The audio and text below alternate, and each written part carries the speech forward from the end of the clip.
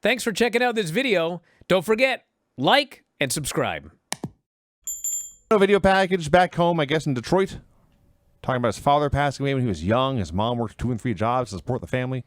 Trained at a dirty, filthy, grimy facility, inhaling dust and coughing up rocks. That's not exactly what he said. He said, I blew my nose and rocks would come out. Yeah, That's what he said. So someone explained on the board that this show took place very shortly after, I think in June, they did the One Night Stand, the ECW show for WWE. Okay. And that's why Rhino's so hot. Gotcha. He's coming off that. Okay. Anyway, that all made Rhino want to be champion. Your main event is Jeff Jarrett versus Kip James. It's another one. So, 4 Live Crew comes out, and Jeff manages to get everybody ejected. They're thrown out, okay? So if you're thrown out, that means it's not a no DQ match. Because a no DQ match, you can just come back. What difference does it make? So they get thrown out, and then Jeff gets a fucking chair, and he's beating this dude all around ringside after the bell rings. Not a DQ. Like, what are the fucking rules of this show? What are the rules of this show? So Jeff's beating him up, and he goes to do that move where he drapes him across the middle rope and runs and straddles him. And Kip dodges, and Jeff wants to like step through the ropes and crotch himself, but he missteps and just ends up sitting on the ropes. So he sells his ass. And Kip then gets exactly 1 tilt-a-whirl slam, lies there for like a minute catching his breath, makes his comeback. He sends Jeff packing. So Jeff is on the floor, selling, bailing, I don't know. He looks up the ramp, and somebody's there. A woman. There's a woman up there. Clearly a woman, that's for sure. But I can't tell who it is. I have no idea who it is. And Mike Tenay says, look, it's Jackie Gata. This was exactly like The Wall. Remember when Hulk Hogan looked out 6 miles and there's a little figure and he goes, it's The Wall, brother! How did Mike Tenay see who this was? She's a mile away in the darkness of the ramp. And he's like, that's Jackie Gata! Like, it is? And she ran down a ringside, 6 miles, and then, goddamn, it is Jackie Gata. So Jarrett is scared to see her, doesn't want her there. Jackie screams something at him, bypasses him. She's screaming Gail's name. She goes for Gail. Jeff's fighting to the Keith and separate. So the gimmick is all the women are fighting over Jeff. That's exactly what I wrote. I wonder who's booking. The storyline is every woman on earth wants Jeff Jarrett. The announcers have no idea what's going on. Taylor Swift is probably at home with a crush on him. I don't know what's happening here. What's going on? Jackie's saying Jarrett's telling Jackie it's not what you think. Tanay's like, what does he think? No one knows. I think they're doing it. So eventually, Jeff changes his tone. He starts getting very aggressive and angry with Jackie. He says, you need to leave. And he pushes her.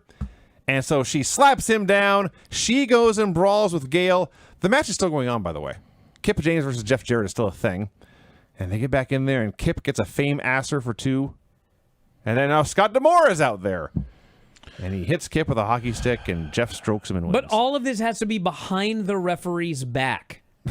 So, like, at the beginning of the match, it's okay to waffle this guy with a chair all around ringside. But at the end, when you're going to hit someone with a gimmick, you must distract the referee. I was like, fuck off. Can we please just have consistent rules? I don't give a shit what they are. I just want them to be consistent. These rules are not consistent. Mm-mm. And then, I know it's not a no DQ match, because then BG comes out to try to tell the ref what happened. He's tattling. he was snitching. That's true. Yeah. So, yes, BG comes out. He's bitching about all this. He's brawling with Jarrett and Rue. They beat him up. So Conan and Truth come to save him. Rest of Team Canada comes out to attack them. And through it all, Jeff is just storming to the back screaming, where's Gail? Where's Gail? He wants his side piece back. Yeah. I mean, when I watch his show, I concluded, you know what? It's like 40 minutes on TNA Plus. There's no commercials. If you want to skip entrances, you can watch it in like 30 minutes. It is a very easy show to watch. There's always at least one banger. But my 2 issues are the rules are bullshit. They're inconsistent. And nothing that happens during the hour makes me give a shit about the upcoming pay-per-views.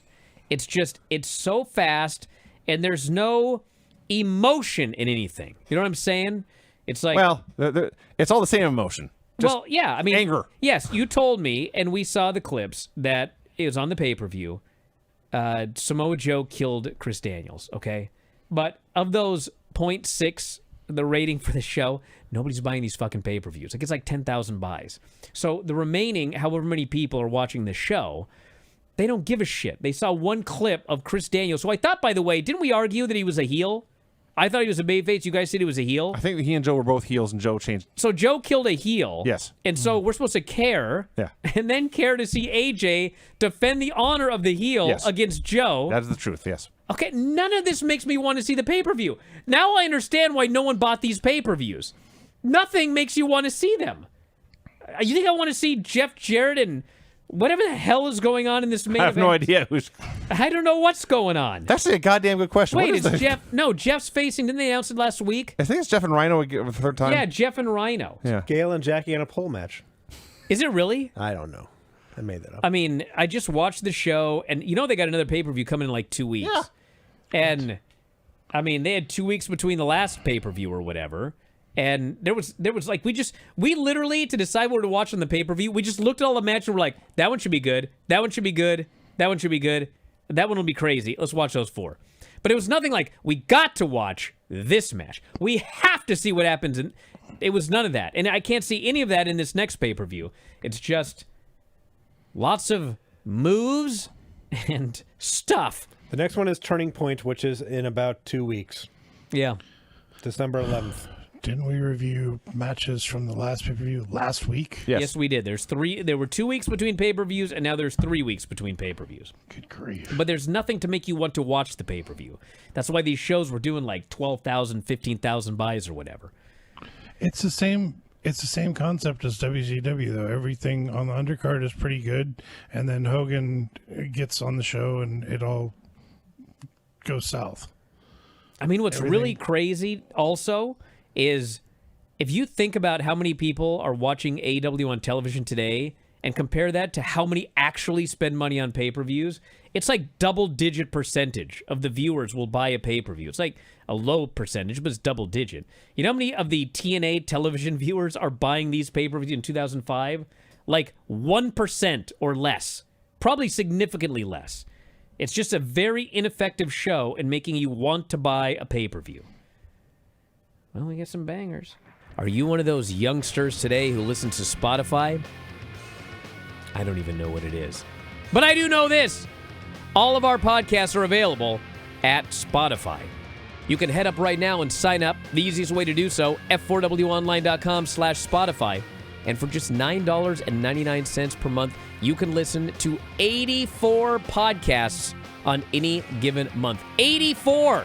2 to 3 podcasts every single day covering pro wrestling and mixed martial arts. And if you think about $9.99 per month, that's just pennies per day.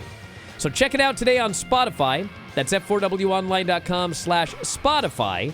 f4wonline.com/Spotify.